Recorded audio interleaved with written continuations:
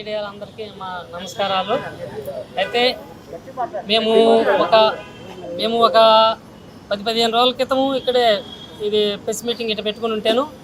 అయ్యా మీరు సినిమా ఆపినారు, మరి ఏది దాని సంగతి ఏంది మాకేం తెలియలేదంటే, మేము నోటీసు రిటర్న్ ఇస్తాము, మీకు ఇబ్బంది ఏమీ లేదు, నోటీస్ ఇస్తాము, మీరు సినిమా రిలీజ్ చేసుకోవచ్చు అని చెప్పి సంజీవ్ రెడ్డి వంగారెడ్డి గారు చెప్పారు మాకు. సరేలేమని మేము అనుకునేసరికి 2 రోజుల టైంలోనే మా ఊరు నుంచి ఇంకొక ఆయన నాకు డబ్బులు అప్పించిన ఆయన ఏం చేశాడంటే, నేను కూడా పొటీజర్ను అని చెప్పి మాకు ఈ ఛానల్ ద్వారా చెప్పిండు.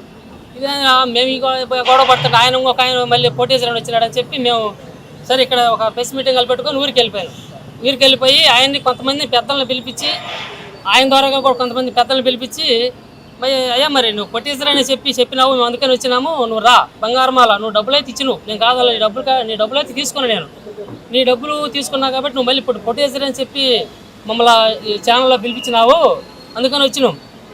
బంగారమాల రా, నువ్వు పొటీజర్కి వస్తే నువ్వు పావల వంతుకు వస్తావా, లేకపోతే 10 రూపాయల వంతుకు వస్తావా, లేకపోతే 30 వంతుకు వస్తావా, ఎంతకు వచ్చినా సంతోషమే. మా సినిమా రిలీజ్ అవ్వడం గొప్పతనము, మాకు అదే సంతోషం అని చెప్పి అడిగితే, నేను పొటీజర్ని కాదు, నేను ఊరకు అట్టన్నా, నేను మీకు డబ్బులు అప్పించినానే కానీ నేను పొటీజర్ని కాదని చెప్పి వెళ్ళిపోయాడు. ఉదయం పోయి 10 మందిని కూటమి చేసి కూర్చుంటే 11 గంటలు 12 గంటలకు వచ్చిండు. 2 మాటలు మాట్లాడి దింకెళ్ళండు. సరే మళ్ళీ మరుసోజు ఇదేదో ఒకటి తేలాలని చెప్పి మళ్ళీ పిలిపిస్తే మళ్ళీ వచ్చాయమంటే, మీరు నాకు మీ పొటీజర్ గిట్టించి నాకు సంబంధం లేదు, నేనైతే డబ్బులు వడ్డీకి ఇచ్చినవి మాత్రమే అని చెప్పినాడు. ఇంకా దిక్కెళ్ళాడు. ఇదే మాట మాకు ఛానల్ మంగళ చెప్పమంటే నేను రానని చెప్పి పక్క తప్పుకుని దిక్కెళ్ళాడు. అది చూసుకొని తర్వాత చూద్దాం మేము సంగతి వెళ్ళి ఇక్కడ హైదరాబాద్కి రావడానికి మేము బయలుదేరదాం అనుకునేసరికి 3వ నోటీస్ పంపించారు వీళ్ళు, మన సంజీవ్ వంగారెడ్డి గారు, అంటే టీ సురేష్ గారి ద్వారాగా 3వ నోటీసు మా ఊరికి పెదారకట్లకి వచ్చింది, మా ఇంటికి వచ్చింది. నేను వాటిలో ఉంటే నా కాడికి ఇచ్చారు.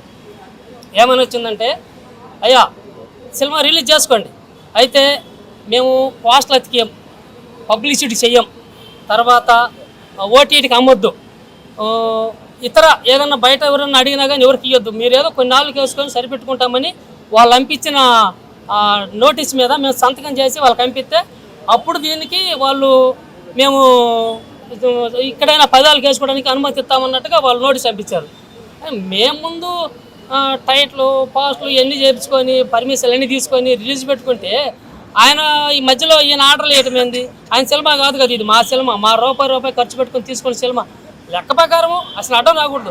అది ఏమన్నామంటే, రండి రండి, మీరు రాలేకపోతే మీ గుమస్తాలను పంపించండి, కూర్చొని 10 మందిని కూర్చోబెట్టి మాట్లాడదాం, సినిమా మీదే మాదో తేల్చుకుందాం, ముందు తేల్చుకున్న తర్వాత మీదైతేనేమో మేము పక్క వదులకు దింకెళ్తాం, సరే మాదంటే మాత్రం మా జోలి మీరు రావద్దు, కాలు కాడుచుకుంటామో 10 కాడుచుకోవడం 100 కాడుచుకుంటామో నీకు అనవసరం, నువ్వు మా దాన్ని ఆపడానికి నీకేమున్నది, నీకేమన్నా అవకాశాలు మీకేమన్నా మా దాన్ని ఆపడానికి నువ్వేమి మాకేమన్నా పెట్టుబడి పెట్టినోడు కాదు, పైన ఏమన్నా తీసుకుంటామయ్యా సినిమాని మిమ్మల్ని అడిగితే మీరేమన్నా మాకు పర్మిషన్ ఇచ్చినోళ్ళు కాదు, మాకు ఛాంబర్ పర్మిషన్ ఇచ్చారు, సెన్సార్ సర్టిఫికేట్ మాకు వచ్చింది, అన్నీ కావాల్సిన మెటీరియల్ గవర్నమెంట్ ద్వారా పొందాల్సిన పొంది మేము సినిమా రిలీజ్ చేసుకుంటుంటే మీరు చేయొద్దని వాళ్ళు అనడానికి వాళ్ళకి ఏంది. మేము చిన్న సినిమాలు చేసిన వాళ్ళం, మేము మా ఇంట్లాంటి చిన్న సినిమాలు చేసి ఎవరు రావద్దు బయటకి. ఆయనదేమో సిరిట్, మాదేమో సిరిట్ ఈజ్ నాట్ వన్. అయితే ఆ సినిమాలో పోలీసులు గీలుసులు ఉంటారు, మా సినిమాలు దెయ్యాలు దేవుళ్ళు ఉంటారు. ఆ సినిమాకి మా సినిమాకి సంబంధం లేదు. ఒకవేళ అనాలనుకుంటే ఈ మాట ఏమనాలంటే, మాకు సెన్సార్ సర్టిఫికేట్ ఇచ్చింది కాబట్టి ఈ సిరిట్ అనే సినిమా మీరు చేయొద్దు, మీరు ఆపండి, మాకు ఇచ్చిన తర్వాత మీకు ఎట్టిస్తారు, ఆ విషయం మనకు అడిగిపోయి తేల్చుకుందామని చెప్పి మేము ఇవ్వాలి నోటీసు. పెద్దవాళ్ళతో పని ఎందులో వాళ్ళ సినిమాలు చేసుకుంటారు, మాకెందుకు మా దారి మేము పోతుంటే పోయినంతలోకి పుల్లతో పొడిచి మమ్మల్ని ఎక్కడ ఏం చేసుకోనియకుండా సినిమా రిలీజ్ చేసుకోకుండా 2 నెలల నుంచి అన్ని ఛానళ్ళకు దండాలు దశకలు పెట్టి చదువుతుంటే మీ ద్వారాగా ఈ తెలుస్తుంది కానీ వాళ్ళకి వీటికి రావడానికి పెద్ద కష్టమైపోయింది. లేకపోతే వాళ్ళ గుమ్మస్థానం పంపి మనం కూర్చొని మాట్లాడదాం, మాదా మనం తెలుసుకున్న తర్వాతనే వాళ్ళు మాదైతే మేము మాదంటే అయితే మీ పక్క తొలగండి, మీదైతే మేము ఇంటికి వెళ్తామని కూడా చదువుతున్నాం కదా, దేనికి రాకుండా వాళ్ళు దొంగతనంగా, అంటే ఏమో నాకు అర్థం కాలేదు. కానీ ఇట్లాంటి సినిమాలు చేయొద్దని ఒక మాట కానీ పెట్టి 2 ఛాంబరాలు, చిన్న సినిమాలకు ఒక ఛాంబరు, పెద్ద సినిమాలకు ఒక ఛాంబర్ పెట్టుకోవడం బెటరు. ఇట్లా చేసి మమ్మల్ని పర్మిషన్ ఇచ్చినాక ఇచ్చింది అన్నీ రెడీ చేసుకున్న తర్వాత రిలీజ్ చేసుకుంటూ ఆపడం కరెక్ట్ కాదు. దీని మీద మేము ఎంతవరకు వెళ్ళాలనేది మాకు మా లాయర్ ద్వారా సలహా తీసుకున్నాం. అంతకుముందు ఒక లాయర్ని పెట్టుకున్నాం, ఆ లాయర్ని జంప్ చేయించారు, ఆయన వేపించారో తెలీదు, ఆయనకి ఏదైనా ప్రాబ్లమైందో తెలీదు. ఫస్ట్ నోటీస్ పంపించినాక 2వ నోటీస్కి ఆయన సమాధానం లేకుండా పోయింది. ఇంకేదైనా చెప్పుంటే మమ్మల్ని ఏం చేస్తారో లేకపోతే మేము పెట్టుకుని లాయర్ని ఏం చేస్తారో లేకపోతే ఎవరైనా సపోర్ట్ చేసిన వాళ్ళు ఏమంటారో అని రావడానికి కూడా అందరూ భయపడతారు. మీ ఛానల్ తప్ప ఎవరు మేము సపోర్ట్ చేయడం లేదు. ఎవరన్నా ఒకవేళ వాళ్ళు మాట్లాడాలని వస్తే సాయంత్రానికి వాళ్ళకి ఏదైనా ప్రాబ్లం అవుతుందని చెప్పి ఎవరు కూడా సపోర్ట్ రావడం లేదు పెద్దగా. అందుకని ఈ సినిమా మాది రిలీజ్ చేసుకోనికపోతే మా సినిమా అయినంత వరకు వాళ్ళ సినిమా అవడానికి లేదు. అది పెద్దదా చిన్నదా మాకు సంబంధం లేదు. నాకు సర్టిఫికేట్ ఉంది, మీకేమైనా ఉంటే తీసుకొని చూపించండి. లేదంటే మాత్రం మేము చేసే పని మేము ఖచ్చితంగా చేస్తాం. ఇంకా మమ్మల్ని ఎంతకంటే ఏం చేయలేరు. అన్నీ ఒకదించుకున్నాం, అన్నీ పోయినాయి. ఊర్లో కూడా అప్పులో ఏమంటారంటే మీరు ఏదో నాటకం ఆడుతున్నారు అన్నారు. ఈ నోటీసు కూడా తెగపోయి మళ్ళీ మా నిన్న వచ్చిన నోటీసును కేఎన్ఆర్ అని మా అయ్యవారు ఒకడు ఉండు, ఆయన కాడిపోయి సార్ మరి ఏదో నోటీస్ వస్తుంది ఇంగ్లీష్లో చదవమంటే ఇంకా మీ సినిమా రిలీజ్ అవ్వడానికి లేదంటాయి అని 10 మంది ఇద్దరు పెద్దగా చదివిండు. ఒకదైపోయింది. ఇప్పుడు నేను కనుక్కొని వస్తానని ఇక్కడికి వచ్చిన.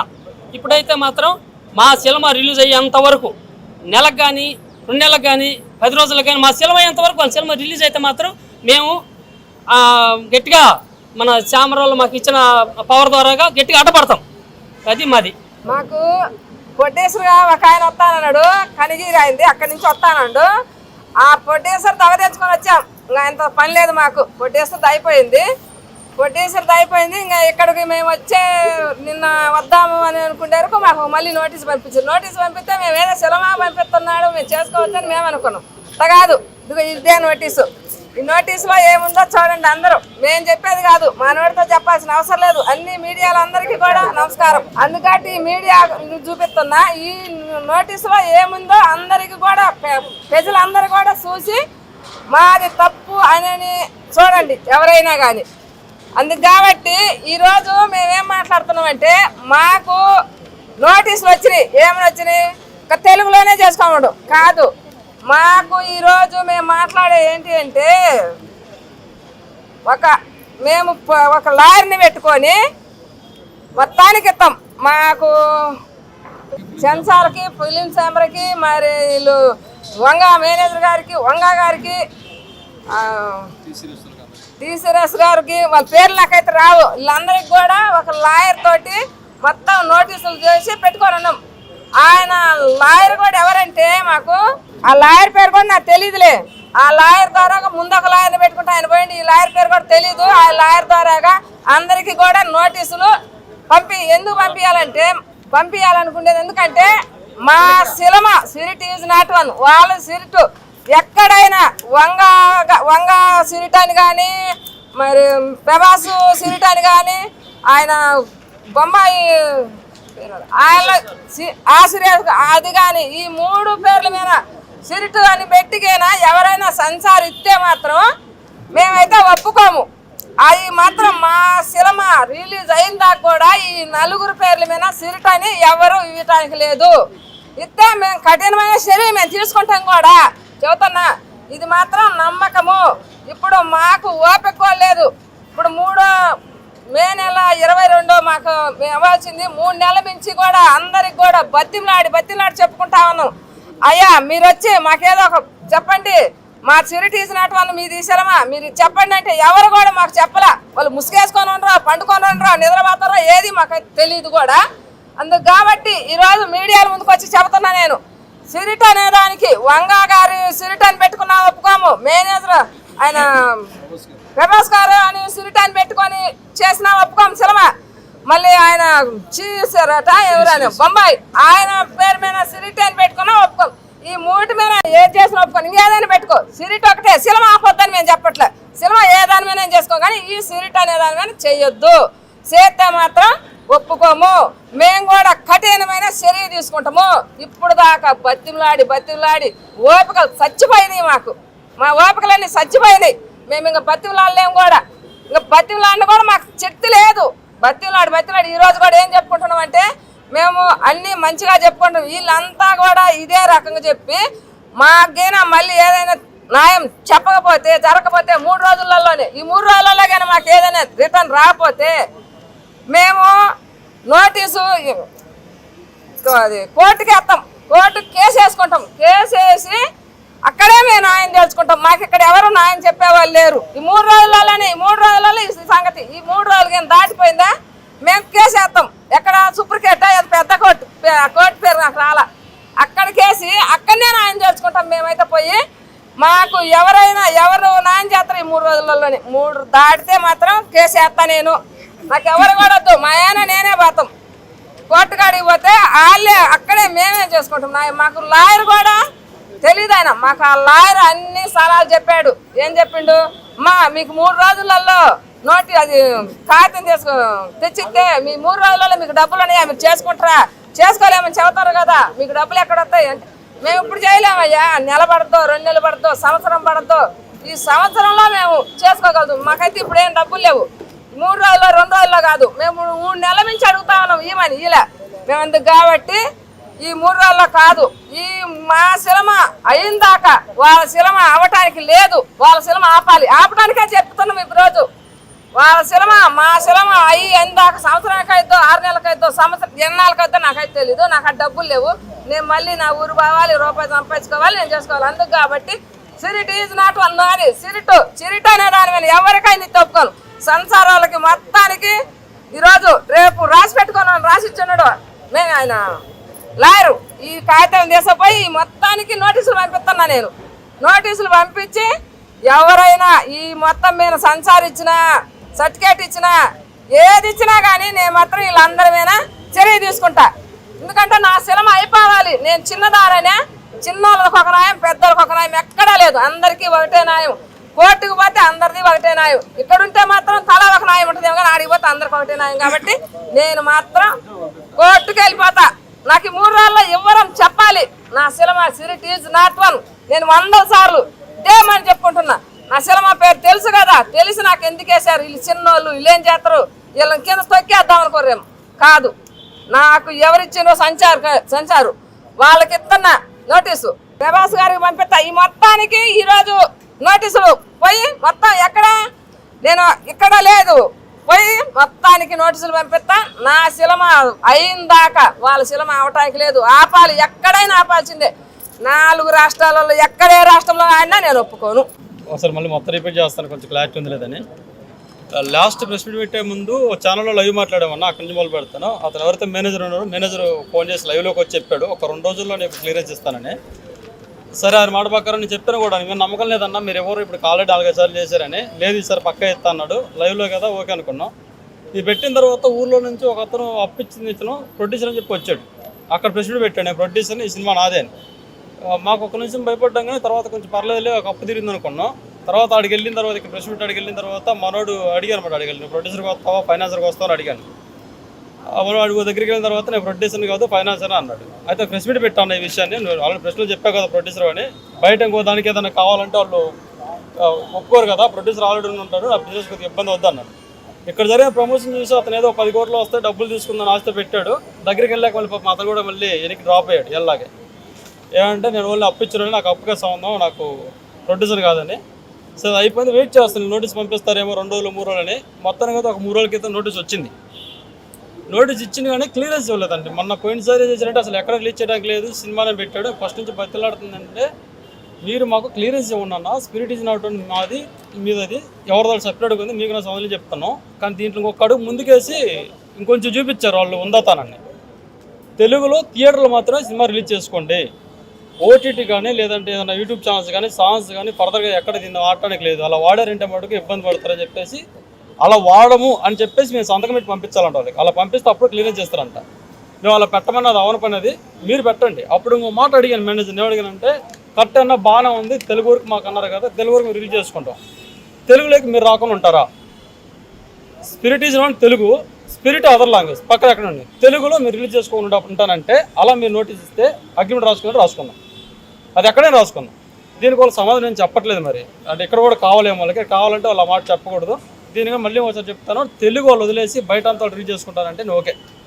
తెలుగు వరకు వాళ్ళ సంబంధం లేదు అంటే, స్పిరిట్ అనే సినిమా తెలుగులో రిలీజ్ చేయను అంటే నేను దానికి ఒప్పుకుంటా. కాదు అంతలక్కలు చేస్తాను, నువ్వు ఎక్కడ ఆగమంటే వాడు ఆగను, అంతలకు రావాలి, ఇది కరెక్ట్ కాదు. సరే ఇది జరిగింది, మళ్ళీ బతిలో ఆడుతాను మూర్ఖత్వం దాన్ని మళ్ళీ ఫస్ట్ లాగే. కానీ ఇక లాయర్ ఏం చెప్పాడంటే ఓ మాట అడిగాడండి, సరే బతిలో ఆడుతాను వాళ్ళు క్లియరెన్స్ చేస్తారు, నువ్వు సినిమా రిలీజ్ చేసుకోగలవా అని అడిగిన మాట. చెప్పాను, కష్టమన్నా వాళ్ళు ఇచ్చినా ఒక 6 నెలలు 3 నెలలు పడుతుందని. అలాంటప్పుడు ఎందుకు వాళ్ళని బతిలాడతా, వాళ్ళే వస్తారు, నీ దగ్గర సెన్సార్ ఉంది కదా కేసేద్దాం అన్నాడు. ఆయన మాట ప్రకారం మేము పెట్టాం ప్రెస్ మీట్. ఇది ఆయన చెప్పింది ఏంటంటే, ఇప్పుడు ఇక్కడ మన ఛాంబర్లు ఏమైతే ఉన్నాయో ఇక్కడ మనకి తెలుగు ఛాంబర్ 2 ఉన్నాయి, తెలంగాణ ఛాంబర్ 1 ఉంది. 3 ఛాంబర్లకి రిక్వెస్ట్ అండి, వాళ్ళు చెప్తుంది రిక్వెస్ట్ లెటర్. ఇక్కడ ఆల్రెడీ మీరు క్లియరెన్స్ ఇస్తేనే సెన్సార్ ఇస్తుంది. కాబట్టి మీరు క్లియరెన్స్ లెటర్ స్పిరిట్ అనే పేరు మీద ఇవ్వద్దు. దాని ముందు ఏ పేరు ఉన్నా వెనక ఏ పేరు ఉన్నా సరే, సందీప్ వంగ గారు సార్ బ్యానర్ అయినా సరే, టీ శ్రీ ఎక్కడి నుంచే రానివ్వండి. స్పిరిట్ అనే దాని మీద వీళ్ళే కాదు ఇంకెవరు పెట్టుకున్నా సరే దాని మీద రావద్దు. స్పిరిట్ అనే దాని మీద మీరు క్లియరెన్స్ లెటర్ ఇవ్వద్దని ఛాంబర్కి రిక్వెస్ట్ చేస్తున్నాను. ఇక్కడ చేస్తున్నాను, ఆల్రెడీ నోటీస్ కూడా రెడీ చేసి నోటీస్ పంపిస్తాను అందరికి. ఒకటి. రెండోది వచ్చేసి మన సెన్సార్ సర్టిఫికేట్కి ఆల్రెడీ వాళ్ళు సెన్సార్ ఇచ్చారు కాబట్టి స్పిరిట్ ఈజ్ నాట్ వన్ అని. నా సినిమా పేరే కాబట్టి అది కూడా వాళ్ళు పెట్టుకుంది కూడా స్పిరిట్ అనే దాని మీద సెన్సార్ రావద్దు. ఒకవేళ బై మిస్టేక్ వీళ్ళని ఇస్తారేమో, వీళ్ళు ఇస్తే ఛాంబర్ మీద చర్య తీసుకోం, కానీ ఎవరైతే ఆ రోజు క్లియరెన్స్ మీద సంతకం పెడతారో వాళ్ళ మీద చర్య తీసుకుంటారు. ఎందుకంటే ఛాంబర్ అనే రైట్స్ నాకు ఉండవు కాబట్టి వాళ్ళ మీద ఉంటాయి. వాళ్ళు అమ్ముడు పోయారో భయపడ్డారు తర్వాత తీసుకున్నారు. సెన్సార్లు కూడా సేమ్ అంతే, వాళ్ళు ఎట్టి పరిస్థితుల్లో కూడా క్లియరెన్స్ సెన్సార్ సర్టిఫికేట్ ఇవ్వద్దు స్పిరిట్ మీద వాళ్ళు ఎవరికి. ఇది వాళ్ళకి సెన్సార్ కూడా చెప్తున్నాము. ఇంకోటి రిక్వెస్ట్ ఏం చేస్తున్నానంటే, ఇంత మాట అనొచ్చలేదు తెలియదు కానీ అనాల్సి వస్తుంది, తప్పట్లే నాకు. ఇప్పుడు ఈ మాట అనకపోతే బాగోదు, దానికోసం అంటున్నాను. ఓటీటీ కానీ లేదంటే వాళ్ళు చెప్పినట్టే యూట్యూబ్ కానీ లేదా మిగతా ఇంకేదైనా సరే, ఏ ఆడియో కంపెనీ ఏదైనా సరే, స్పిరిట్ అనే సినిమా మీద ఎటువంటిది ప్రమోషన్కి కానీ లేదా వాళ్ళ దగ్గర ప్రమోషన్ అంటే వాళ్ళు సాంగ్ రిలీజ్ చేయడం కానీ అలాంటి చేయొద్దు. వీడియో రిలీజ్ చేసుకోమనండి, వీడియో వేసుకో టైటిల్ వేయద్దు. టైటిల్ కనుక స్పిరిట్ అనేది కానీ ఎవరైనా వేస్తే, ఓటీటీ అని ఎవరైనా సరే వేస్తే, నేను కాపీ రైట్స్ ఖచ్చితంగా వాళ్ళ మీద కేసు చేస్తాను. కోర్టు నుంచి వేస్తాను, నేను మామూలుగా కోర్టు నుంచి వేస్తాను, ఆల్రెడీ ఫైల్ చేసి పెట్టాను. కాబట్టి ఒక్కసారి మొత్తం అందరికీ వాళ్ళు చెప్తున్నాను, ఎవరు కూడా దీన్ని స్పిరిట్ అనే టైటిల్ ఎక్కడ మెన్షన్ చేయకూడదు, ఓన్లీ దాని మీద వేసుకోండి. వాళ్ళకు కూడా చెప్తున్నాను, మళ్ళీ అలా వేస్తే మటుకు అందరి మీద చర్య తీసుకోవాలి వస్తున్నాను ఒకసారి. మళ్ళీ ఇప్పుడు ఇంకెళ్ళ గురించి బతిలాడ మాకైతే ఓపికలు లేవు, ఇంకా మా వల్ల కాదు. వాళ్ళ సినిమాని మటుకు ఎవరు రిలీజ్ చేయడానికి లేదు, సెన్సార్ ఇవ్వడానికి లేదు, వీరికి శాంపుల్ కానీ టోటల్గా రావడానికి లేదు. సందీపంగా సార్ వాళ్ళకి ఒక్కసారి మళ్ళీ ఫైనల్గా రిక్వెస్ట్ చేస్తున్నాను, సార్ ఇంకా మీరు మాకు నోటీస్ ఇవ్వాల్సిన అవసరం లేదు, క్లియరెన్స్ రిక్వెస్ట్ చెప్తున్నాను. ఇది కూడా అలవాటు అయిపోయింది బతిలాడి. మీరు దయచేసి మా క్లియరెన్స్ నోటీస్ ఇవ్వద్దు, మనం కోర్టులోకి వెళ్దాం, కోర్టులోనే మాట్లాడుకుందాం. ఇందాక ఎందుకు అనాల్సి వస్తుందంటే, మీ ఎవరైతే ఫస్ట్ ఒక మేనేజర్ మాట్లాడారు, ఆ తర్వాత ఇంకొక మేనేజర్ వచ్చాను నిన్న. అతను ఏమన్నాడంటే, మీ లాయర్ నెంబర్ నేను మాట్లాడుతా అన్నాడు. నా లాయర్ నెంబర్ ఎందుకు ఇస్తానన్నా, ఇవ్వనన్నా, ఆల్రెడీ ఒక లాయర్ వెళ్ళిపోయాడు, మీ తప్ప భయపడ్డాడో లేకపోతే కొన్నాడో తెలియదు, కానీ ఇంకొక లాయర్ నెంబర్ ఇవ్వలేను, ఇంకొక లాయర్ పెట్టుకుని ఇవ్వలేదు కాబట్టి ఈ లాయర్ నెంబర్ ఇవ్వనన్నాను. అట్లయితే సరే అని చెప్పేసి నేనేం అడిగానంటే, వాళ్ళ లాయర్ నెంబర్ అడిగాను, నేను మాట్లాడతారని. వాళ్ళ లాయర్ నెంబర్ ఇవ్వకూడదంట, మా లాయర్ నెంబర్ ఇవ్వాలంట, తప్పండి వాళ్ళ లాయర్ నెంబర్ ఇస్తే. సరే అని మళ్ళీ నైట్ ఫోన్ చేసి ఏమన్నాడంటే, కాన్ఫిడెంట్ తీసుకుంటాను, మీ లాయర్ని తీసుకో, మా లాయర్ మాట్లాడతారు, లాయర్ మాట్లాడుకుంటారు, మనం మాట్లాడేది ఏముంది అన్నాడు. మనం మాట్లాడేది ఏముంది అన్నప్పుడు లాయర్ ఇక్కడ మాట్లాడుకునేందుకు, వాళ్ళకి కోర్టు ఉంది కదా, అది ఏ కోర్టు అయితే కోర్టు ఉంది కదా, లాయర్ అక్కడ మాట్లాడాలి, మనం మాట్లాడుకుంటే బయట మాట్లాడుకోవాలి. సరే వాళ్ళ కోరి ప్రకారం కోర్టుకి వెళ్తున్నాం, కోర్టులోనే మాట్లాడుకుందాం. ఇది మీ మేనేజర్ చెప్పారండి, సెకండ్ మేనేజర్ అంటే ఒక అతను ఎవరో అతను చెప్పాడు, దానికోసం వెళ్తున్నాం. రిక్వెస్ట్ చెప్తున్నాను, ఇది కూడా ఇది ఏమన్నా సరే కోర్టులో తెలుసుకుందాం, కేసు కూడా ఎక్కడ చూసుకుందాం. మీరు కూడా కొద్ది దయించి దీన్ని ప్రమోషన్ చేయడానికి చేయకుండా ఉంటే మంచిది. ఏదో ఉంది కదా బలం అని చెప్పేసి మీరు రిలీజ్ చేయొచ్చు అనే ప్రయత్నం అయితే ఆపేయండి. మీరు కూడా ఇద్దరం ఆపేసుకుందాం, చూద్దాం తర్వాత లాస్ట్కి ఏమవుద్ది అనేది. చేతనైతే నేను రిలీజ్ చేసుకుంటా, మీ చేతనైతే మీరు రిలీజ్ చేసుకోండి. నా ప్రయత్నం నేను చేస్తాను. ఇంకా బతిలాట్లేదు సార్, బతిలాట్లేదు, కోర్టుకైతే వెళ్ళిపోదాం, కోర్టులో చెప్పండి.